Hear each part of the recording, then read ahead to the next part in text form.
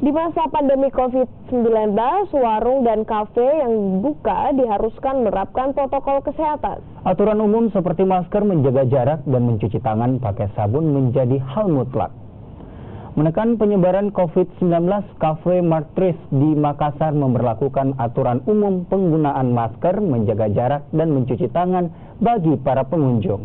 Pemilik kafe juga menyiapkan hand sanitizer di sudut meja dan masker bagi pengunjung yang tidak membawanya.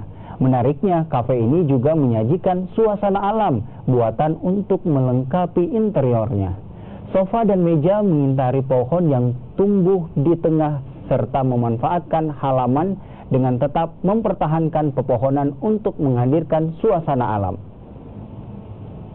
Seperti mewajibkan pengunjung untuk tetap memakai masker dan mencuci tangan sebelum masuk di kafe, seperti itu. Itu aja sih sebetulnya. Ya, pengunjungnya sebetulnya positif sebetulnya. Dengan adanya sering pengunjung untuk foto-foto sebetulnya dan seringnya lakukan pre-wedding sebetulnya, contohnya seperti itu.